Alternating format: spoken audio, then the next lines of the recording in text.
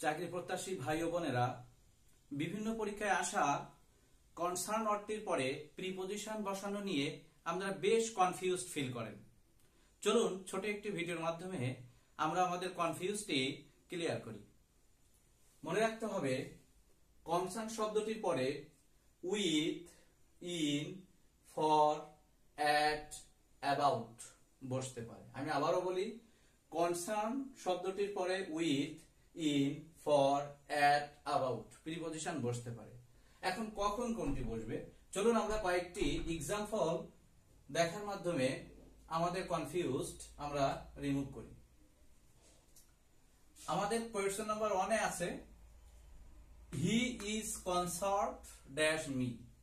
এখানে চারটা অপশন রয়েছে, উইথ, ইন, অ্যাট, অ্যাবাউট। কোনটি হবে? দেখেন, কনসার্নের পরে এখানে উত্তরটি হবে উইথ, কিন্তু কেন ইন হলো না, অ্যাট হলো না এবং অ্যাবাউট হলো না কেন? মনে রাখতে হবে, কনসার্ন অর্থটির পরে উইথ প্রিপজিশন তখনই বসবে যদি কনসার্ন শব্দটি দ্বারা কোনো কিছু নিয়ে উদ্বিগ্ন বোঝায়, কোনো কিছু নিয়ে উদ্বিগ্ন, তখন আমাদের উইথ প্রিপজিশনটি বসবে। হি ইজ কনসার্ন, সে হয় উদ্বিগ্ন বা চিন্তিত আমাকে নিয়ে। এখানে এজন্য আমাকে নিয়ে সহ সাথে বোঝাতে প্রিপজিশন উইথ বসে, এই কারণে এখানে উত্তরটি হচ্ছে with. He is concerned with me, সে আমাকে নিয়ে চিন্তিত। যখন কনসার্ন অর্থটি দ্বারা উদ্বিগ্ন বা চিন্তিত বোঝাবে এবং কোনো কিছু নিয়ে চিন্তিত, তখন সেক্ষেত্রে আমরা উইথ নেব।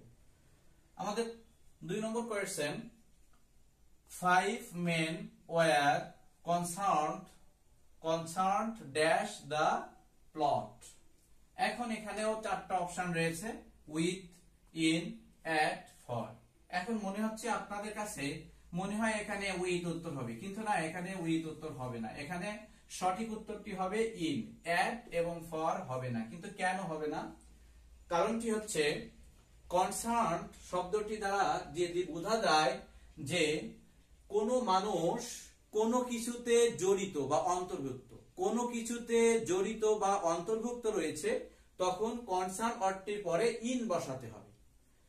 5 men were concerned, 5 জন মানুষ জড়িত ছিল ইন দা প্লট, ষড়যন্ত্রে। ষড়যন্ত্র করি না আমরা, এই যে প্লট মানে ষড়যন্ত্র। তাহলে এখানে 5 জন মানুষ ষড়যন্ত্রে জড়িত ছিল, এই জন্য এখানে উত্তরটি হচ্ছে ইন।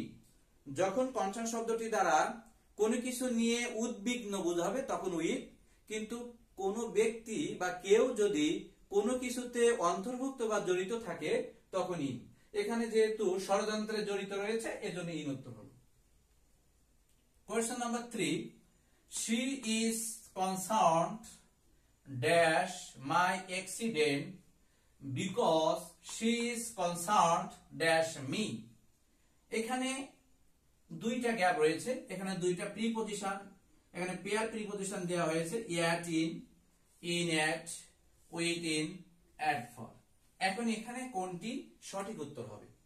মনে রাখতে হবে, যদি কনসার্ন শব্দটি দ্বারা কোনো কিছুর জন্য বিরক্ত বোঝায়, তখন তারপরে অ্যাট বসবে।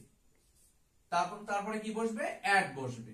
she is concerned at my accident, সে আমার দুর্ঘটনায় বিরক্ত। বিকজ, কারণ, she is concerned, সে হয় উদ্বিগ্ন বা চিন্তিত, ফর মি, আমার জন্য। তাহলে এখানে আমাদের প্রিপজিশন অ্যাট হবে এবং এখানে ফর হবে। কেউ যদি কোনো কিছু নিয়ে বিরক্ত, তখন কনসার্ন শব্দটির পরে অ্যাট হবে। কিন্তু যদি কোনো কিছু নিয়ে যদি উদ্বিগ্ন হয় তখন উইথ, এবং কোনো কিছুতে যদি জড়িত থাকে তখন in. Okay, next question, Rakib is concerned his mother. দেখুন তো আপনারা একটু চেষ্টা করে এখানে কোনটা উত্তর হতে পারে। এখানে আপনাদের মনে হচ্ছে, এখানে উত্তর মনে হয় উইথ হবে। হ্যাঁ, আপনাদের উত্তরই সঠিক, এখানে উইথ হবে। কারণ রাকিব ইজ কনসার্নড, রাকিব হয় উদ্বিগ্ন, হিজ মাদার, তার মাকে নিয়ে। এখানে কাউকে নিয়ে উদ্বিগ্ন বোঝাচ্ছে, এজন্য এখানে উইথ হলো। এখানে তার মাকে নিয়ে বিরক্ত বুঝায় নাই, তার মা কোন কিছুতে ষড়যন্ত্র বা কোন কিছুতে জড়িত এমনও বুঝায় নাই, এই জন্য অ্যাড হলো না, ইন হলো না, আর কনসান্টের পরে তো টু হওয়ার প্রশ্নই আসে না।